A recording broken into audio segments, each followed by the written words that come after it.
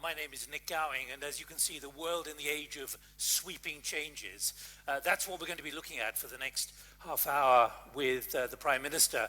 And then we're going to be moving on to a panel to discuss the economy of the 21st century, an era of changes, but also opportunities. Let me invite the Prime Minister, please, up onto the platform, and then we can get going.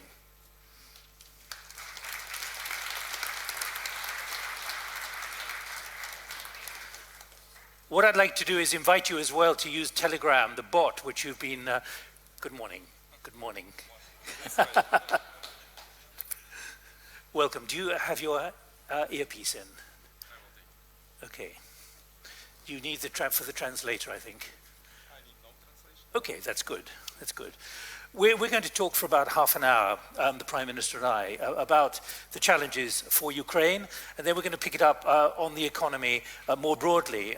Certainly the way the international community is looking at the enormity of what is happening. Who are we and where are we heading? I'm doing a project about thinking the unthinkable, and we're very much in that stage at the moment of wondering what on earth is coming next. Prime Minister, let me start, if I may. Where is Ukraine at the moment? Because economically, you're struggling on multiple fronts. As the IMF, the World Bank, and the EU confirm, there's disappointment that you have not achieved more and you're not in sight of achieving more. The World Bank says that Ukraine is suffering from subpar growth. This is the third time I've come to this forum when there has been optimism. But clearly the financial institutions are not impressed. Доброго дня. Good morning. Good morning. Good morning, ladies and gentlemen. Good morning, dear friends, dear colleagues. It's a pleasure for me to be here at this forum. And yes, of course, today we have a lot of topics that we would like to discuss today, and we would really like to talk about the challenges and about the perspective, about the future, about the achievements that Ukraine has had, maybe about some of the failures that we can still work on. So we have to be honest in talking about all of that, and we understand that the state, it is important to have the dialogue with businesses, to have the feedback, to have this connection and this feedback on informational exchange of where to go to, what strategies to build on. So basically answering this question, where Ukraine is right now, what were the disappointments and what were the hopes for our partners and what are the expectations of Ukrainian businesses? I think we should outline the following. Ukraine is constantly transforming in the fastest pace. And by the way, the partners may not have the time to understand what kind of a fast steps our state has done in all of the areas, starting from fighting corruption to digitalization and introducing the new technologies and fighting the economical crimes that have been voiced out at one of our previous meetings at this SME forum that we've had in Unit City last year. So I do believe that those are very important things, the communicative wise. And today in this introductory video, you can see some of the results of the surveys of whether the society is ready for the fast changes. The part of society is ready, the part of society is not. But of course, we need to have the high intensity communication with our partners, with businesses, between all of us, so that we will understand and have a coordinated movement forward. Speaking on international partnerships, we have been productively collaborating with the international financial organizations. There's a lot of challenges we have to face. The first challenge is the pandemic, of course. We also have the challenge of economical crisis and the overall world economical challenges, the really fast inflation that we see all over the world, the economical and financial risks rising. So, of course, in this atmosphere, we will keep on moving, as I've already said, quite intensively, but in the same time, we're moving together with our partners. So basically today, when we're going to be finalizing the work with the International Monetary Fund on preparing the memorandum on continuation of our collaboration, we have very intensive dialogue with the World Bank, and we have a lot of projects and really good prospects for the next years to come. Just to Can I drill down into some of the detail of what they are saying?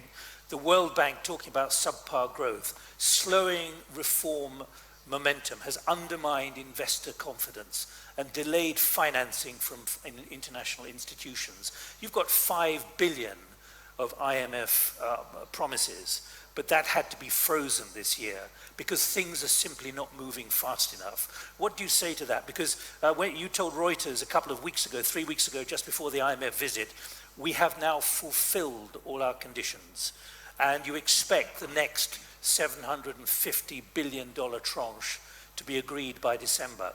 Is that going to happen? We are moving as fast as never before.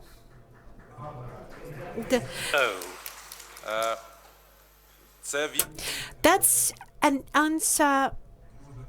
That's a very complex answer. And there is one thing that I have to say about that. The key question is whether Ukraine shows the most important macro indicators. If we are fulfilling those macro indicators, yes, we have gone through the budget of last year. We have decreased the deficiency of the budget, and we're decreasing it for this year and the next year. And those are the key indicators for the macro budget. Our key collaboration with our partner is we are receiving the tranches when we need it. We're collaborating with IMF, we're collaborating with the World Bank, we're collaborating with the European Investment Bank, with the EBRD, with all of the partners. Then, Prime Minister, but is that going to produce money? Is it going to produce 750 million by December, which is what you said 3 weeks ago? Before this kind of things, money loves silence. So everyone loves that. I'm not a superstitious person, but basically I would like to repeat it once again. We have very productive dialogue. The mission is ongoing right now, and I have no mandate to make any kind of statements on that today. So please do not ask me the provocative questions at this stage. Let us talk about pragmatic things. We're working with IMF, we're working with the European Commission, and we have some positive statements on the possibility of receiving of the macroeconomical help and support. In the recent, I can't say days, I'll say weeks, and of course we have a very positive collaboration with IMF. We have fulfilled all of the macroeconomical indicators, and when I've said that we're moving intensively fast, I was speaking on our reforms, because just this July we have approved more than 12 draft laws that have been included in the memorandum of IMF, even those that Ukraine hasn't improved in previous years. The World Bank and the IMF don't fully understand what you're doing, because they did commit to 5 billion, but then they withdrew it and said it's suspended. They understand clearly what we are doing. We are in very tight communication with them, and I would like to emphasize, and I would like to repeat it once again, the dialogue with the IMF is constantly ongoing. So we have this understanding that currently crisis all over the world that has been caused by the pandemic, of course it requires leadership from all of the governments, requires maybe non-ordinary decisions, and sometimes the financial institutions are lagging behind this thinking. They're not used to this dramatic pace of change that we, by the way, has mentioned in the video. But there's a lot of changes that have to be done. Let us discuss it in order. The first things, and I will say what are the main challenges that Ukraine now sees for our joint understanding. The IMF, World Bank, we will talk about that. I don't really like talking about that because there's a lot of provocative questions about that. The collaboration with IMF is prolonged. There's no $5 billion. The World Bank doesn't give us money. The World Bank is the second biggest investor in Ukraine that has provided the line with $13 million of loans that have been already 10 out of those have been collected, and we would like to have 1 or 2 billion in the next years to come. The World Bank is second after the IMF, one of the biggest creditor of Ukraine. We have a close collaboration with the European Investment Bank, with the World Bank. We have signed the 2 agreements for more than $400 million 2 weeks ago, when the Vice President of the World Bank has been visiting Ukraine, and we had a very productive negotiation. We have communication with European Investment Bank for more than 7 billion. We have signed up the agreements and tranches have been delivered. So Ukraine works on that. So we have a very adequate collaboration with the international financial institutions. Those $2 billion that have been provided to IMF as the aid, the no refundable aid, that has been actually divided between all of the income that the IMF. Debt here, Prime Minister. You know, you're spending 7% of your GDP in the first half of 2021 for 11 billion. You're spending the same again for the second half. Huge payouts for the next 19 years. What they're saying is you are borrowing money at a very high rate, which is actually making development of your country much more difficult. Абсолютно правильне питання. That's a very clear question, even though it slightly takes us sideways from the thing that I was saying. But Ukraine has been borrowing under high rates before, and the debt pressure is really high. The guaranteed state debt of Ukraine is slightly more than $90 billion, if we will speak on dollars, and the pressure is quite high. But what are we changing? What are we doing? We're changing the structure of this debt. We have a strategy, we have a plan every year, this year, next year to come, on changing the structure of the state debt. So we're increasing our domestic debts and we are decreasing the foreign debt. And in the same time, we are loaning the rate of the cost of the capital that we borrow year by year. So basically, if this year we have already seen this decrease by 6% already in dollars, and in hryvnia we see the decrease, the credit that we engage from the international financial institutions, so basically it's not just about debts, we have even a lower rate there, a rate of interest there. So we're trying to decrease this rates every year to come, and we would like to have some savings from that. The observation that easy access to expensive debt is actually slowing down your reform agenda. That's a good question, I would say, and this is a question that in many cases the business has asked as well, that the access to capital is quite complex and the capital is expensive because of that. What does the government offer in this part? And by the way, that has been the initiative of the president starting from his electoral campaign and through years after his presidency. We have been done a lot in order to make the capital cheaper. Of course, as we're speaking about the SMEs, we have introduced the 579 program that has been very successful, and 70 billion hryvnias.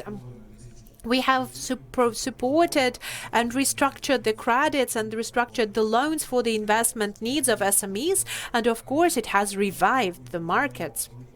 We are introducing a lot of investment money, more than 100 billion hryvnias for the big construction project, which also revives the businesses, the both small and medium, in the infrastructural construction. When the localization is increasing and speaking on the roads, we have more than 50% of capitalization in the concrete roads. We're speaking about 85% of localizations of income bridges. That's 90% of localizations of all of the jobs and money. So all of the things that create a very good multiplicator and create additional jobs, and they fulfill the economy with finances, because this multiplicator, it is working. And the greatest evidence to that would be the 4%, just the 4%, even though the World Bank has forecasted 12% decrease and downfall through the pandemic last year, and the really fast restoration that we expect to happen this year, we accept plus 4%, even again despite the forecasts that have been provided by our international partners. So that is why... Sorry? Let me try the question in a different way. Okay. The IMF says that Ukraine is 15 years behind Poland. The World Bank, in a new publication, says at current growth rates, it would take 55 years to catch up with Polish living standards. 1 in 5 in your country are still suffering from poverty. And the World Bank says that there have been many achievements, but the reform agenda remains unfinished. Institutional gains look fragile. The state footprint remains large. Reform implementation has been slow, selective, and or incomplete in key areas: anti-corruption, banking, health, energy, and land markets. In other words, these are very chilling assessments. Do you say that they are exaggerated or not correct?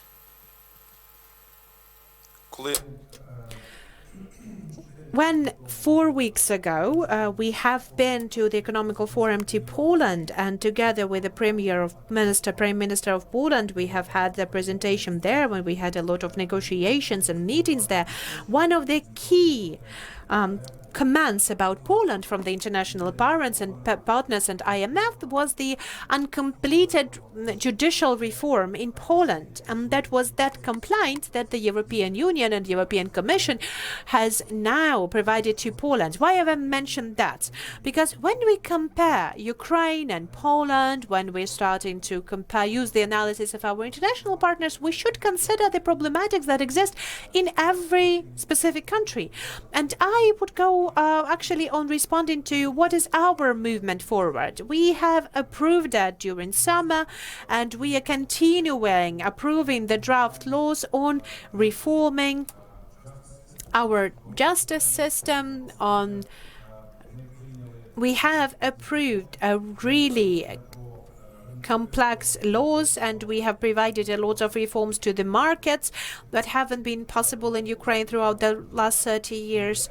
So the evaluation of the IMF and the World Bank, it will be provided to us then when we will receive the tranches. And I would like to assure you that it will happen in the closest time this year. And that would be the best evaluation and the answer to the questions that you have set, because we have approved all of the laws that are needed to the judicial reform, to the anti-corruptional reform. We have approved all of the needed legislation that is needed for the implementation of the corporate management reform. We have started the privatization processes and provided it through auctioning procedure, which is very important as well, because Ukraine has shown its capitalization. Just one hotel in the center of KIEF that we expected to sell it at a level of $20 million, it has been sold by $40 million. I think Hotel Dnipro, everyone has heard, it was costing one of them more than 1 billion hryvnias. So that is also about reforms, and it's again getting state out of influence the economy by still keeping the leadership of the government and the state through going through the challenges in the world. Because right now we should not forget that the challenges and the requests from our partners are really high, and we are really trying to follow those things that the civilized countries has been gaining through the decades. Ukraine is on war right now. Ukraine has a part of the occupied territories. Everyone knows that, but we should make sure that our international partners will not forget that as well. Ukraine has its support on those issues as well, but it takes a lot of resources. The expenditures for the military budget is around 6% in Ukraine. Poland is really proud that their expenditures on the military budget and defense budget is 3%, which is higher than 1% than the overall level on the European countries that have only 2%. Prime Minister, let me move on to another critical issue, energy. You have committed to inform society, quote, on a daily basis about the state of preparation and problematic issues. Gas prices have gone up 10x in the last few weeks. You know what the Russian president said yesterday. That has eased considerably the prices. Yet there remains a significant challenge, and you've been wrong-footed by the new deal between Hungary and Russia for supply, which is going to dramatically reduce your transit fees. What is your reading at the moment about how secure energy supplies are going to be through this coming winter, given that in many parts of the world, people are being told your energy costs are going to rise enormously because of the wholesale price, but you've given a commitment that there'll be no change in prices here in Ukraine? Дякую. Дуже серйозно. Thank you very much. It's a very serious topic. We are now experiencing this energy crisis, and we have seen that the world scale of the energy crisis, Europe has now faced the price of gas that is setting out new records on a daily basis. It's even interesting to follow that. It's not about the economy on those prices on gas. The countries are already starting to search they're starting to search some kind of alternative ways of getting out of this energy crisis. Speaking on Ukraine, what's happening inside of Ukraine right now? As I've already said, we're really fast in reforms, and this year Ukraine lives with a newly launched gas market. Of course, we would like to set out the electricity market as well. This is an important thing. That is something that will take down the corruption and something that will provide us with the right economical basis for the states.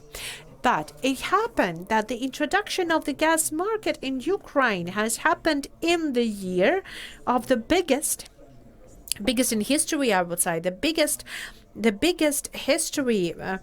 We have already the prices for the futures for more than $1,900, as far as I remember. That is a challenge for our country, of course, but in our storages, we have enough gas, more than 90 BCM, which basically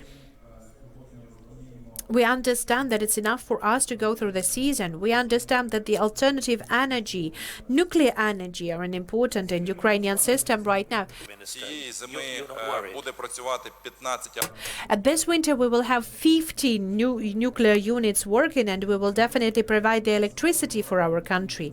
We have signed up the memo, and we are fulfilling the memo on green energy, as we have the representatives of these businesses here, that we had a long discussion, more than 6 months of mediation. We have signed the memo, and right now we understand that the green bonds issuing will happen by Ukrenergo. The old debts will be closed. We will pay it off. Will not create the new debts. The market is financially balanced. We have already started the financial PSO with Energoatom and with Ukrenergo, and that those are important messages, because we understand that we're balancing the energy market. We're balancing the energy market overall.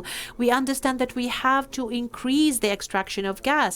When I have spoken about the crimes against the economy of Ukraine in the previous 30 years, one of those crimes was the lack of development of our own extraction of gas. We had 8 agreements on the further own usage of product. We have a KPI for Naftogaz on increasing our own extraction at least by 20%, at least this year and next year. And that is also our perspective of energy independence. So right now we are standing on.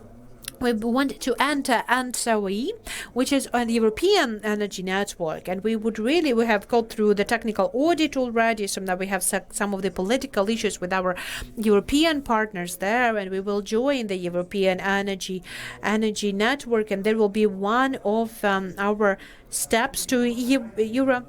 Let me just ask you very clearly, how much of a setback is the deal between Russia and Hungary avoiding Ukraine transit, which means there's going to be a significant drop in revenue because the gas to Hungary is going to go via Serbia and Austria.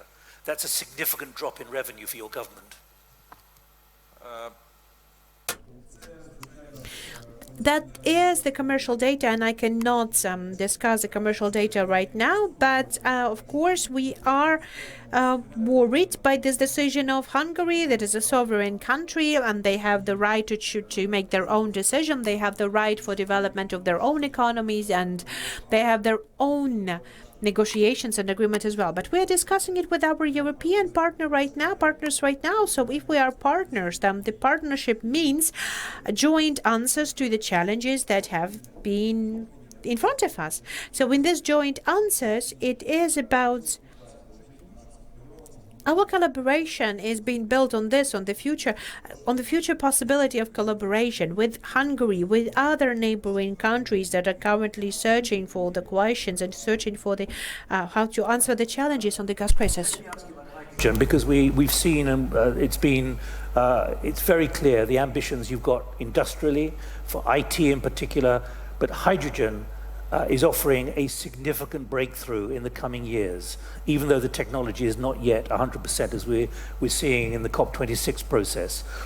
What is your ambition? Because your foreign minister made clear that green hydrogen is a big political project and a serious tool for Ukraine's further European integration. Is that being over-optimistic? Це оптимістично. That is optimistic. That is an optimistic project, and it is an optimistic project on the production of hydrogen in Ukraine. And not a lot of countries have these opportunities for the production of hydrogen. Ukraine has this opportunity, and now Ukraine is included as a potential partner in the agreement between European countries on producing and joining this alliance on producing hydrogen in Ukraine.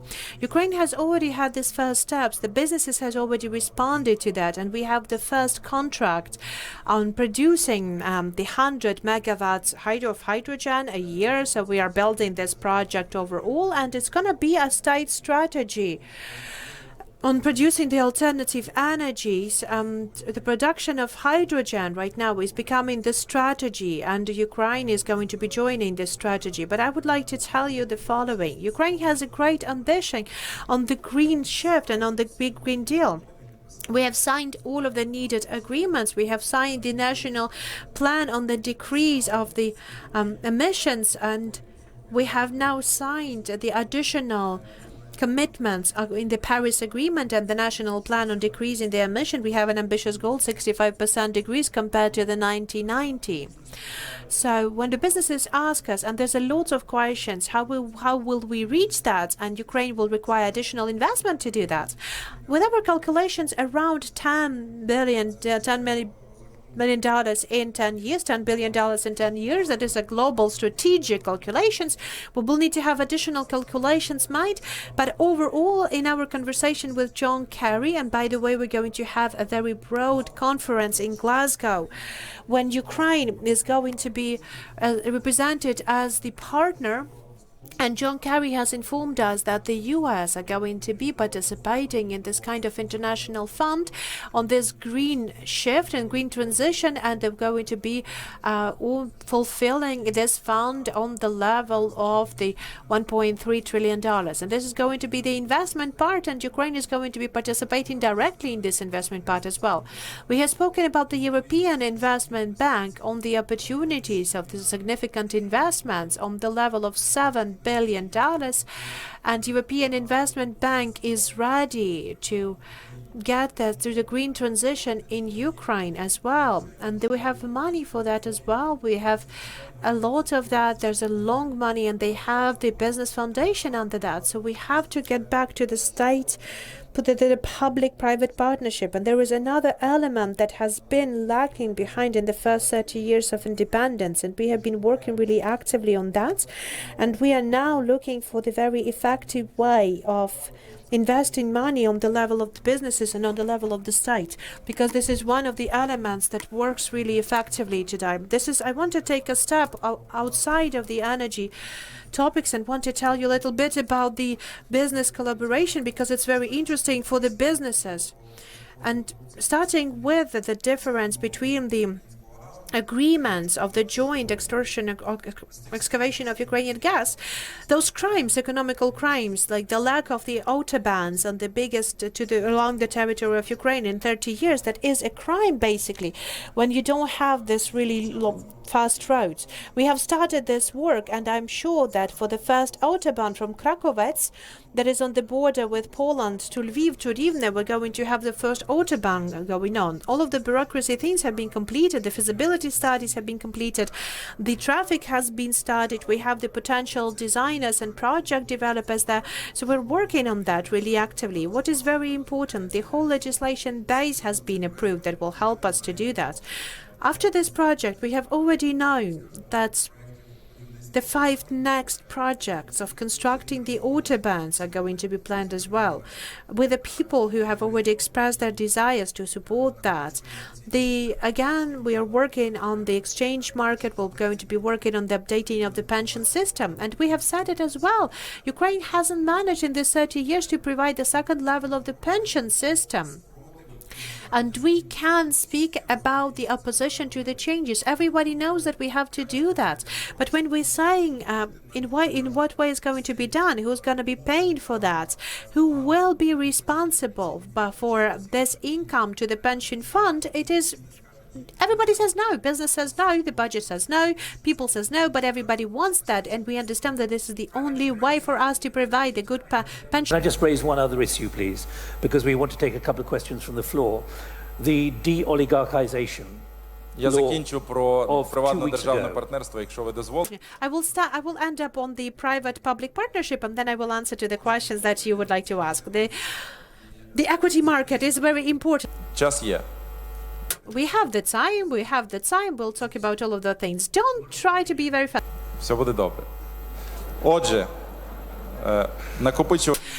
So, okay, the pension system and the equity market. We have signed up the memorandum. We have signed up the memorandum with the European Bank of Reconstruction and Development, with USAID, with our international partners, in the context of whether we have the dialogue with partners and Ukraine keep on moving under our reforms. We will introduce the infrastructure of the equity markets. It has some time. We will introduce the new pension system that with a formula 1+1. So basically, from the individual income tax, we will take some part of the tax to the pension fund. We will have no additional pressure to people and no additional tension to businesses to create trust. We will develop the public-private partnership in other sectors of economy as well. It's very important, and the energy as well. Those are the important messages that I really want the businesses to hear as well. Another important moment is the reforming of the corruptional things. That's what we have spoken about, the anti-corruption, digitalization, and this providing the new legislation on the state architectural and design inspection. May, because the law has been passed. You've talked about the definition of an oligarch, but it's important because this is part of your relationship with the financial institutions and the credibility and confidence of international business. When the president says it is necessary to protect the country from powerful business who've, quote, corrupted its political system, why do you believe that the oligarchs do with it? Why do you believe they're going to be honest with you? You should help me and maybe... Why do your government believe that the oligarchs will disclose their assets and accept potentially being banned from financing political parties? Якщо ви маєте на увазі... If you mean the law on the anti-oligarchic law, the so-called anti-oligarch law, draft law, the law on the people with the specific influence for the social and economical position in Ukraine. So that is a very important moment here, that this law does not go for you to disclose anything. This law does not provide you any kind of influences for the economy. We have the anti-monopoly and the antitrust legislation for that. We have the anti-corruptional legislation for that. This law creates the social right to life, when people should live under certain framework, under certain rules. So that is what this draft law is creating. That is right now in the parliament. This is what this draft law is currently creating. It gives the opportunity to create the new rules that are going to be very bad for the people who are called oligarchs in Ukrainian society. And you can make a choice. You can go to become a large businesses, as it happened in a lot of different countries, or you can live the status for yourself and live under the certain framework, under certain rules, in some limitations. But that will be at least a just thing to do, and it will be understood by the society, and the society will understand that. But the key things about that is building the anti-corruptional infrastructure in Ukraine and investment infrastructure in Ukraine, because Ukraine is the first country in the world that has such an open system of declaring your incomes as the public offices, the only country. There's no other declaration system in any other country. That very complex, big system doesn't exist anywhere else. We currently have one of the most developed infrastructure of the corruption, fighting corruption. So we have 7 anti-corruption institutions.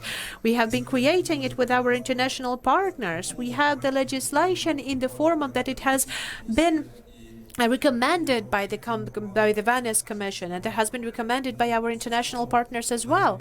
So saying this, when in this room we've had this element of applause, that was what I was talking about, because we're moving in the fastest pace by making those legislative changes that haven't been approved and hasn't been made in Ukraine in decades. We're changing the country. We want to change our country, and we really want to take the corruption down. And I will just finish what I wanted to finish that is important and interesting for our businesses. Today, when we are speaking about the state architectural and design inspection. We have closed it. We have created a new institution, the state inspection on the city design and the urban build construction. Right now in the parliament, we have the two projects that create the new rules for working on this market. Unlike this register that used to be on the foreign servers and has been managed by the corruptional people, and we had the corruptional people implemented directly into the things. And this was the tremendous level of corruption. Today, and we have two more additional draft laws on the criminal liability for the subjects who work in the design and construction sector. It's very important as well, and you understand that everything that has been done. And this is fighting corruption in the legislative field as well. An important moment is digitalization. Everybody knows about DIA, and it is just the top of those changes that Ukraine has made. And right now, Ukraine is, and I would like to say that Ukraine is now the leader of digitalization in the world. By the end of the world, we'll create the paperless state, and this is a direct fight against corruption because computer cannot be bribed. By the end of the year, we'll have a paperless state, which is very important as well. We'll have the transparency and change and the right design of the state registers. We'll have the unified social register, the unified demographical register. That will the reforms that will change the state, and those people who knows that and understand that, I'm sure you will appreciate that. And we will all appreciate that when it will all start working, because that will give us an opportunity to have a different social standards, to have a different way of appointing the economic and macroeconomical forecasts. When we have a unified demographical register that has been digitalized, and we understand the country we're living in, we understand the resources that we have, and we will calculate the indicators in a different way. We didn't have a census till to year 2000. We don't know how to calculate the GDP per capita, and it also creates a certain problematics and challenges for the economy of our country. So those things in the digitalization that we're working on, they are very important, and they're the ones that are going to change our country, reform our country, and that will take the corruption from our economy and from the relations between state and the business. Is up. We've overrun, so thank you very much indeed, and I wish you well. These are complex times, not just in Ukraine but elsewhere, as we're seeing across Europe, as we're seeing in many parts of the world. So many thanks indeed for making time this morning, and we're going to talk immediately about the economy of the 21st century, an era of change in this complex environment. So thank you very much indeed. Дякую дуже вам. Можливо, є Thank you very much. Maybe we will have some questions from the audience, from businesses. I would like to talk as well in this interactive dialogue. Just wait. I've been told you need to go. Do you... 10 But you хвилин. haven't told me Дайте that. мені поспілкуватись з бізнесом і з людьми. Є така можливість. Я буду Give me the opportunity to talk to the people. I need guidance. Do you want me to ask questions or not? Someone has got the microphone already. Where's Yuri? Yes or no? Fine. Okay, we have questions. I was planning to go to questions, but I was told your schedule was tight. Please go ahead and introduce yourself. Шановний пане прем'єр-міністр, Good day, Prime Minister. My name is Inessa Kardigara. I am the Deputy of the General Director of the Tatra Yuh Company. We have been creating the Ukrainian carriages, and I would like to say that throughout this 28 years we have been investing to Ukraine as well. We have been creating new jobs and paying the taxes to Ukraine as well. The question that I have, that right now in the times of the corona crisis, we have a lot of governments that have been considering the plans of restoring their position through the corona crisis, and there is the money for the support of the public transport, and the renovation of the public transport has been invested as well. We have the rescue plan in the US, and there is the Trudeau plan with the $15 billion. European countries also follow the same template. In Ukraine, as you know, there is no state financial support for the public transport. And I have an offer, maybe you should add up to those crimes that you're collecting, definitely. Maybe there is a crime as well that you might solve. Are you planning to finance the public transport? And if you plan to support the development of public transport, so maybe yes, well, you will give the priority to the state, to the domestic producers. Line another microphone up, please, with somebody. Go ahead. Дякую за ваше питання. Thank you very much for your question. Well, the first thing, the $400 million is about 12 billion hryvnias from the European Investment Bank. There is an offer that is available. You know about this project, the support for the municipal transport. Today, I don't know with you or maybe with the people from your company, we will have a meeting by the end of the day. And with the producers of the municipal transport and public transport, a very relevant question indeed. The government and the local municipalities, they're partly collaborate in this and directly supporting that financially. And the development of the municipal transport in Ukraine. Of course, it is very important for us to create the new jobs, not only in the sector of the public transport, in the aircraft construction, in other sectors that give a lot of good economical multiplicators and create a lot of jobs. We have to speak about synergy here, and we have to speak about the public-private partnership, the synergy between the municipal and state budget. Of course, we are providing the money to support Ukrainian producers, but it is important that the direct financial support from the budget is not available for everything. So we have to find the joint ways to co-finance it with our international partners, with the local budget, and with the private businesses as well. So it is very important that that we provide this opportunity, and in tender offers, in Prozoro, it has been already set out. You know about these things. We have the life circle of the product, when the local governments there can also analyze what is going to be the overall lifespan maintenance. That is an important thing for the municipal transport, because the maintenance takes a lot of part of it. The localization, will you consider that as well? Yes, the localization will consider as well, but what do you mean under localization? If you speak about the localization in the legislative sphere, then it is very important to speak about the support for our producers throughout the indirect methods. So when we're saying that the domestic producers, they have less expenses for the services, they have less opportunities to create new jobs, those are those indicators that we can include. Because if we speak about the localization as closing down the market, it is the wrong way to do. Because there are two different approaches that currently have the differences in politics and economy. People say close the border, do not let everyone go, let the domestic market develop. It is impossible to do that. We have a lot of international agreement. We have an association agreement. We cannot close down from the other world. But localization, this philosophy to support your domestic producer, is our main deal, is our main obligation. We will support that. Who's got the microphone, please? I don't know where the microphones have gone. Help me, please. No, can we do it over here, please?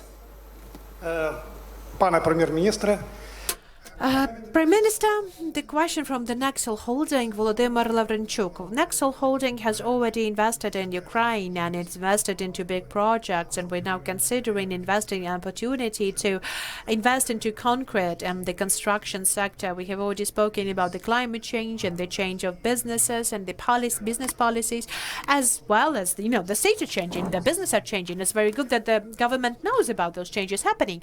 But I would like to clarify the question, and maybe you will give us more clarity to that. Starting from 2026, the European Union is planning to set out the cross-border carbon tax that will definitely influence the economy of the several sectors that we might call the carbon-intensive economy sectors.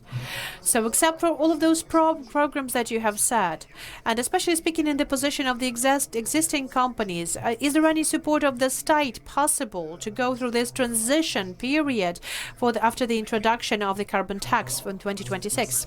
Thank you very much. With the signing of the Paris Agreement's amendments, and we have taken the obligation, the commitment to decrease by 35% to the level. So we don't have a lot of left. We only have 38% left to take it to the needed level.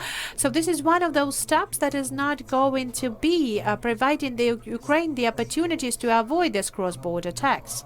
So basically, there's not a lot of steps that we have to do now to have this free space of trade in this measure.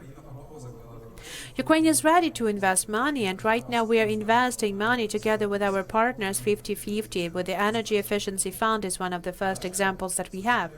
And then, of course, after the creation of that, I do hope that in Glasgow we will have a global resolution of how the world is going to be moving further in decreasing the overall carbon emissions, and we will understand what will be the partnership, what will be the financial offers that will be provided to the participants and the signees of the Paris Agreement, and especially for those who have taken the most ambitious goals, and we are taking one of the most ambitious goals for our country. Even though we understand that will not stop the economical development, we will then understand what is the resources that we have. I have already said that in the conversation with John Kerry, we have a tremendous resources. They have been evaluating in trillions the money that will be provided to this global fund for decreasing the carbon emission. We will be developing the hydrogen technologies. We will have the alternative technologies as well on producing electricity and accumulating energy as well. It will all be included there, and this is what we are looking for. Of course, there are expensive technologies today, but please recall how fast the solar panels have gone into our life, and to see how the pricing has changed for the photovoltaic panels.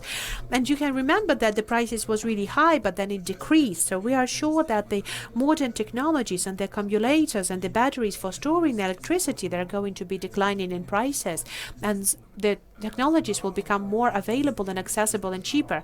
Right now we're financing through the state and through the European Investment Bank. We are financing, and the World Bank has also joined that. We are financing the buildings of the hydro units, and we have now opened the 4th hydro units at the Dnipro hydroelectric station. And this is a colossal battery when you can store the electricity during night, and then you will provide it to the grid during day. So this is a very simple question, that the really simple system that works, and it's important for the Ukrainian capacity, and it is green technology, speaking on the carbon emissions. So those technologies are going to be supported by the state and going to be financed. The global answer we will have in November, after we will have the agreements with our partners. Thank you. All right. Could I just tell you that while we've been sitting on the platform, the British National Grid has announced there are going to be blackouts in the United Kingdom. So don't think you are the only country with challenges. Very good to meet you. Bye-bye.